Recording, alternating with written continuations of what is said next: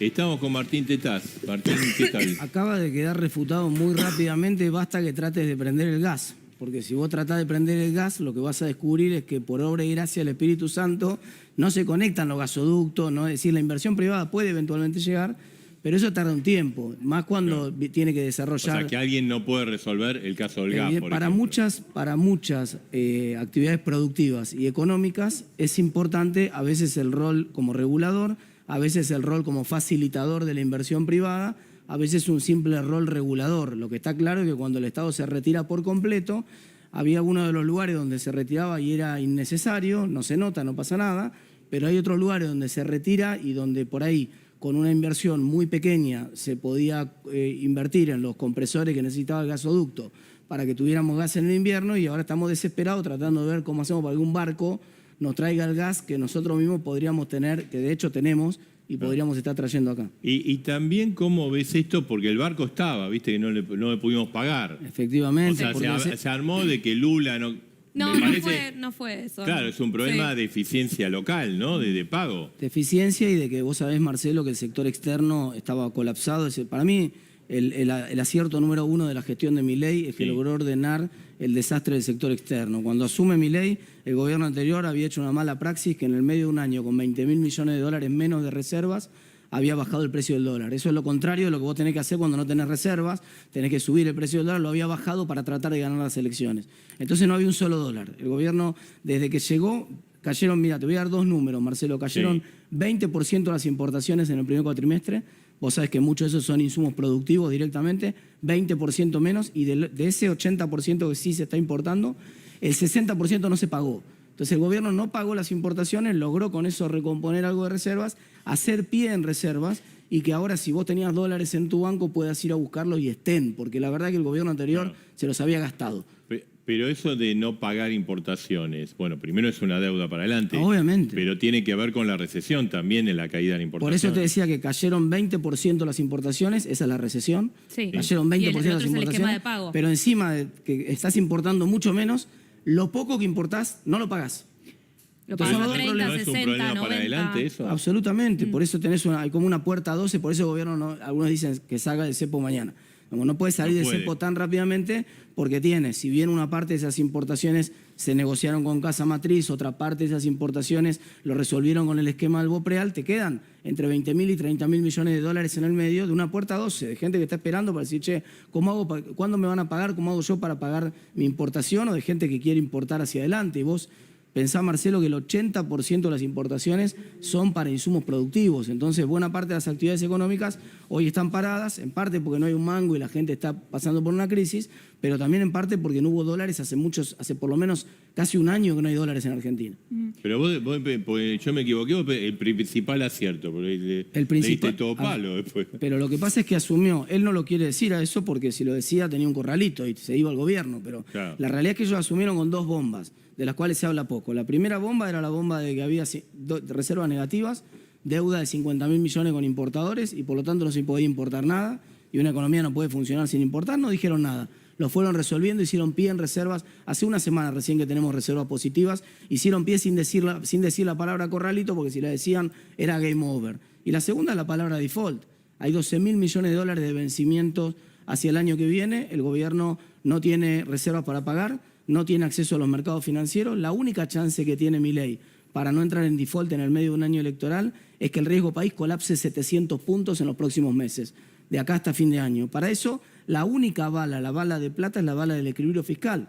Por eso la obsesión de Milei está dispuesta a hacer cualquier cosa menos tocar la caja, menos romper el equilibrio fiscal. Hay otra opción de la que hablan algunos, que es aprobada la ley bases, o sea, vigente el RIGI. Hay algunas, el RIGI está bastante pensado para un grupo de empresas que tampoco es tan grande, por el periodo de años que da para ingresar, ¿no? Por el monto que pide también, ¿no? Sí, pero además el periodo, porque eso qué te quiere decir, vos sos una empresa enorme que podés enfrentar ese monto, necesitas un programa, un plazo. Las empresas no dicen invierto millones de dólares de acá al año que viene. En general son 2 o 3 años. ¿Cuál es el periodo que te da el RIGI para entrar? 2 o 3 años. Entonces está pensado para un grupo de empresas en particular que tiene ya inversiones hechas en la Argentina y que desembolsaría gran cantidad de dólares. Esos dólares no podrían sanear también, y por eso el gobierno está tan reticente en cambiar ese periodo. Lo cuento esto y yo sé que es muy específico, pero es una de las cosas que está negociando en este momento, porque hay senadores que están diciendo, che, ¿por qué 3 años? Si es un proyecto a 30 años, ¿por qué no le das más plazo? Así entran más empresas. Porque lo que el gobierno les responde es porque nosotros necesitamos liquidez. No, sí. absolutamente. Y además el gobierno en principio son 4 años, no le interesa No, pero, los años. No, está bien, pero además dicen esto de la liquidez, porque digo, vos lo podés hacer a más años y que haya más jugadores. Sí, absolutamente. El cálculo es que el gobierno va a terminar el mes de julio, el Banco Central en realidad más 10.000 en reservas netas positivas, en torno de 10.000 millones de dólares, que le va a dar algo de margen de maniobra. ¿Alcanza eso para salir del cepo? No. Entonces algunos plantean que si el gobierno recibiera un fuerte flujo de inversiones en la segunda mitad de año y el año que viene, ese flujo fuerte de inversiones le permitiría salir del cepo con mayor facilidad. Dicho eso, Maru, con la situación fiscal tan acotada y difícil que tiene el gobierno y el foco puesto hasta zafar del default del año que viene en la cuestión fiscal, el gobierno no va a dejar de tener $3 distintos, porque no va a terminar con las retenciones este año y no va a terminar con el impuesto país este año. O sea, en las dos puntas no va a te van a quedar terminar con el mínimo impuesto $3. país este año. ¿Se va a prorogar? Lo más probable. Vence a fin de año, debería pasar. Claro, eso es una vence a fin de pésima año. noticia para el sector Lo más privado, probable. digo, ¿no? Pero Maru, escúchame. Pero el presidente, pero perdóname, yo estuve acá, hicimos una cobertura especial el sábado. Él fue a Córdoba. Sí. Y el gran anuncio fue que iba a bajar el impuesto país. Claro, pero el gran anuncio del presidente fue una cosa medio graciosa. Lo dijo en la rural también, Martín. Porque el gran anuncio es, si me aprueban la suba de impuestos, le bajo impuestos. Claro. Porque lo que está pidiéndole en la ley de bases es que le aprueben Pero es la suba de bajar impuestos. impuesto país hoy. Entonces, hoy es imposible por 2 razones, por la razón fiscal y por la razón de que el tipo de cambio real contra Brasil en estos momentos es 8% más bajo que el que había en 2016-2017. Ni Ni aunque siquiera hubiera respondiendo a ganancias. eso. Chicos, esos eran años en los cuales Argentina tenía 8.000 millones de dólares de déficit con Brasil. Si nosotros ahora, con este tipo de cambio, es absolutamente incompatible eliminar el impuesto país con este tipo de cambio. Por el sector externo, el gobierno, si elimina el impuesto país, tendría que devaluar fuerte. Y por la cuestión fiscal, tampoco puede eliminar el impuesto país. O sea, por las dos razones. Por la cuestión monetaria y de dólares y por la cuestión fiscal, el gobierno no puede eliminar el impuesto Martín, país. ¿y con ganancias qué va a terminar pasando? Ahí también entiendo que estaban negociando en el Senado para ver si había un plus para los patagónicos. Maru pone cara. No, es que hay algunos que están parados muy duros, que es nada o no hay Eliminado. ley. No, pues además, primero, esto del plus para los patagónicos es un disparate que no tiene pie Claro, ni no, cabeza. es ilegal. Porque entonces, primero que es ilegal porque la ley pareja no es rigurosa y la igualdad la base del impuesto. Esto está en la propia Constitución. Entonces yo con ese mismo criterio te digo, mira, yo vivo en Recoleta, los alquileres son más caros, quiero que yo pague menos impuesto a la ganancia. No, digamos, nadie te obligó a punta de pistola que te vayas a vivir a donde te fuiste a vivir. No, pero podés tener un régimen especial, ¿o no? Pero también tenés salarios más altos, digamos. Entonces, no, ¿por qué va a haber un régimen especial? No podés... Bueno, es que justamente es el argumento que tenés, salarios más altos porque el costo de vida es más alto, Bueno, entonces te alcanza el impuesto, pero no... Pero también el costo de vida más alto en Recoleta, yo no te pido pagar menos impuesto a la ganancia. ¿Me entendés lo que te quiero decir? Claro, No pero es tu un sueldo argumento, no, el está argumento no resiste ningún análisis. O sea, no puede haber... La igualdad es la base del impuesto. Entonces vos no podés, por supuesto que sí podés tratar diferente una familia que está casada, que el que no está casada, puede haber algún tipo de deducción. Puede haber una deducción particular, pero vos tenés que tener el mismo impuesto para todo el mundo. Ahora, vos dijiste, bueno, las cosas que hizo bien Milei, ¿y qué está haciendo mal? Bueno, que no tiene un plan de estabilización. Entonces, vos sabés, Marcelo, porque sos especialista en esto, que un plan de estabilización efectivamente tiene una pata monetaria, efectivamente tiene una pata de equilibrio fiscal, pero sobre todo cuando vos mirás la experiencia del plan austral, del plan de convertibilidad, del plan real en Brasil, del plan de Israel, lo que vos vas a ver es que todos coinciden en que tienen además un banco central que le muestra el camino al resto de la economía, tiene un mecanismo coordinador de expectativas y de precios hacia adelante. Eso permite que la inflación baje muy rápido y cuando la inflación baja muy rápido se recomponen entonces los ingresos y la baja de la inflación es consistente con que crezca la economía. Pero él dice que tiene un plan de estabilización, ¿no Pero viste que él fíjate, te burlaría vos la en su evidencia es que no, discurso? la evidencia... Pero él diría, voy a la competencia de monedas... La evidencia es que no hay plan de estabilización porque la economía títulos, ¿no? Porque la economía se derrumba con la baja de la inflación y porque además ellos en el medio de la baja de la inflación bajan fuerte la tasa de interés para que la inflación baje más despacio. ¿Y por qué quieren que la inflación baje más? Esto es una paradoja, pero el gobierno quiere que la inflación baje más despacio. Es la misma discusión que había en 2017 entre Sturzenegger y Duhovne, de respecto de que Sturzenegger quería que la inflación bajara más rápido y Duhovne que no, porque se le complicaba la cuestión fiscal, exactamente igual ahora, calcada a esta hora. Si baja la inflación más rápido, entonces el gobierno tiene un problema desde el punto de vista fiscal, que es, como te acabo de marcar, la obsesión del gobierno ahora. Claro. Si el objetivo del gobierno ahora es fiscal número 1, después que baje la inflación. Bueno, ahora, por ejemplo, va a aumentar el combustible aparentemente para recaudar más impuestos a los combustibles. Bueno, por eso... ¿Eso no se te va a inflación? Y sí, Pero bueno, es poco 10% sería el aumento. Por eso, pero lo que quiero decir es, más allá de la inflación generada por el propio gobierno con regulados, que no es la que mira el Banco Central lo que mira es la inflación que está a tiro de la política monetaria, no de decreto de yo te dejo subir o no una tarifa. Y esa inflación que está tratando de controlar el Banco Central, cuando vos tenés una moneda que no es atractiva como es el peso, si yo te pago menos que la inflación, te digo, mirá, vení, hacete un plazo fijo. Y vos me decís, mirá, tengo unos pesos que me sobran. Y vos te digo, ¿cuánto va a ser la inflación en el próximo mes? Y vos me decís, va a ser 8. Bueno, te pago 5. Pagando 2,5. O 2,5. 2,5. Entonces, obviamente, lo que te estoy diciendo en castellano, mira, no la pongas acá la guita. Hacé lo que quiera con la guita, pero no la dejes en pesos. Gastala, en todo caso, o andate a dólar, ¿no? o hacé alguna otra cosa. Entonces, el mensaje del gobierno es que no me conviene que baje rápido la inflación. Por eso te digo que es malo en ese sentido. Al no tener un plan de estabilización y además tener ex profeso la intención de que la inflación baje más despacio, el único plan que tiene el gobierno es un plan fiscal. ¿Y qué es el plan Caputo entonces? No es un plan financiero primero para destrabar la bomba, la gran bomba de los importadores que la destrabó, aunque nadie no lo puede festejar porque como no eligieron no contarla la historia esa, no la pueden festejar ahora. ¿Por qué eligen no contarlo? Porque había un corralito en Argentina, si lo contaban. Porque si vos lo contabas generabas más miedo que esperanza. En un momento, un empresario conocido me cuenta que tenía un problema para hacer una autorización de un pago. Y yo hablo con una persona conocida, muy importante del Banco Central, y le pregunto, y le digo, pero mira que no es acceso al MULC lo que quiere. Tiene los dólares, los tiene en el Banco Nación. No le dejan pagar con sus propios dólares. Entonces lo que me dice, pero ¿ustedes qué parte de que las reservas son negativas no entendieron? Claro. Me dice, no, se quemaron los dólares. El gobierno anterior usó los dólares de la gente para hacer un atropello, una mala praxis que es bajar el precio del dólar en un... Vos si te quedas sin tomate, ¿qué pasa con el precio del tomate? Sube. Bueno, acá nos quedamos sin dólares y el precio del dólar en vez de subir bajó. Claro. O sea, el gobierno para ganar la elección hizo bajar el precio del dólar en un contexto donde a la economía le faltaban 20.000 millones de dólares. Claro. Todo artificial. Eso recién en el capítulo anterior discutían la pena de 8 a 25 años. Ese también es para 8 a 25 años. Martín. Falta que te digan arriba las manos. Claro. El gobierno apunta mucho a una recuperación vía crédito. No sé si vieron que insiste un montón con, bueno, ahora tenemos crédito hipotecario, tenemos crédito para las pymes, para si quieren pagar aguinaldos. Hay crédito para todo. Hay crédito para todo. Claro, pero hay demanda para ese crédito. Bueno, era obvio que iba a volver primero la oferta de crédito porque los bancos están muy líquidos. O sea, antes le prestaban al Estado, el Estado se corre, entonces dice, no, ahora yo no te pido más. Entonces el banco está tapado hasta acá de dólares y de pesos. Liquidez en dólares 92%, liquidez en pesos 77%. Los bancos no saben qué hacer le queman los pesos en la mano. Pero no baja la tasa. Pero bueno, empiezan a bajar. Ahora empezó una competencia muy interesante en términos de créditos hipotecarios. Aparecieron muchos bancos ofreciendo 5, 4. La competencia empezó en crédito hipotecario de la primera línea al 8%. Sí. Que era una tasa un poco cara, un crédito hipotecario, y ahora ya se empezaron a poner más atractivos, más cerca de lo que es un alquiler.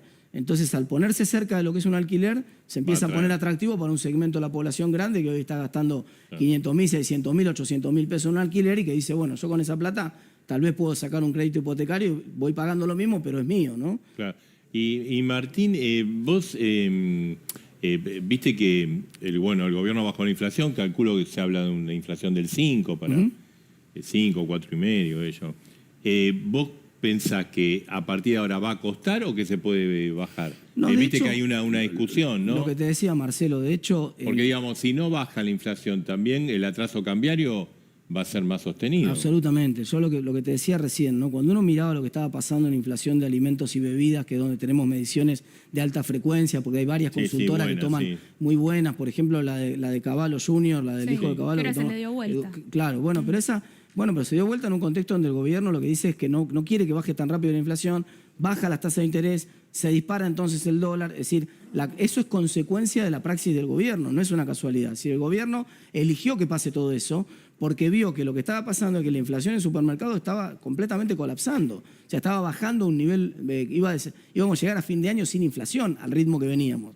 Claro. El gobierno dice, esperá que si a esa velocidad baja la inflación, yo tengo rezago para pagar jubilaciones o para pagar alguna parte del gasto, y si entonces los ingresos van bajando demasiado rápido porque la inflación baja rápido, no me conviene. Me conviene que la licuadora, porque todo el mundo habla del plan licuadora, pero la licuadora, ¿qué funciona? Uno está acostumbrado a la licuadora de tu casa que anda cuando la enchufás, a electricidad. Sí. El enchufe de la licuadora del gasto fiscal del gobierno es la inflación. O sea, claro. Sin inflación no hay licuadora. Cuanto más inflación, más licuadora. Exacto. Entonces el gobierno hasta tanto la motosierra agarre velocidad. La motosierra es como una locomotora, ¿viste? Cuando arranca la locomotora, que la rueda de la locomotora arranca, hasta que agarra velocidad la motosierra, toma un tiempo. Además tenés que pagar costos políticos con las provincias, tenés que pagar costos políticos con determinados sectores que dicen, la sociedad se plantea y te dice, che, la motosierra en la educación no, entonces el gobierno una parte de la motosierra tiene que frenar, la sociedad te dice, che, la motosierra con los jubilados no, entonces el gobierno tiene que ceder en una ley para los jubilados, las provincias te dicen, che, vos necesitas los votos, estás fino en el Senado, necesitas los votos para el RIGI o necesitas los votos para esto, pero entonces ganancias, que era parte de la motosierra inversa, no, bueno. Sí, de la reducción de subsidios, ¿no? Por ejemplo. Y lo mismo, para entonces, tarifas, ¿no? Eso me parece que la reducción de subsidio de tarifa, me parece que la decisión del gobierno es más de apoyo político. O sea, el gobierno va mirando también la agenda del apoyo político de un lado y las tarifas son un tema que impacta mucho en el apoyo popular. Tarifa y prepaga. Entonces el gobierno se equivocó en prepagas, recula como puede, mal, en chancleta, porque cometió un error con la regulación de la prepaga. Entonces ahora con tarifas se da cuenta que va a cometer el mismo error. Entonces, está ahí. Claro, trata de frenar los aumentos por esa razón. Martín, vos tenías buena relación con Milei. ¿Estás en la lista de los buenos o los malos ahora? A mí me da lo mismo. Yo no quiero estar en ninguna lista, me da lo mismo.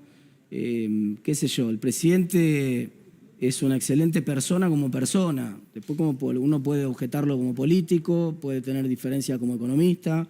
Yo sigo teniendo el mismo respeto y afecto como persona que tuve toda mi vida. La diferencia es que vos a veces sabés separar la cuestión política, qué sé yo. Acá vos con los muchachos que están en la cámara, con el productor que tenés el productor seguramente no lo escuchamos, pero te está puteando en este momento. Sí. Bueno, entonces, pero vos no es personal. Diciendo cortá. Exacto, pero no es personal lo que te dice el productor. Vos te des cuenta, vos salís y se van a comer un asado juntos. Entonces, el presidente tiene problemas para separar la política de lo personal. Entonces, cuando alguien a mí me tocó competir con él, yo tenía excelente relación hasta el 2021. Cuando empecé en la política y competimos por el mismo cargo en la ciudad de Buenos Aires. Claro, por diputado. Ahí se rompió la relación. Bueno, él mezcla la cosa política con la personal. No tiene capacidad para separar la cuestión de la política de la cuestión personal. Entonces, no.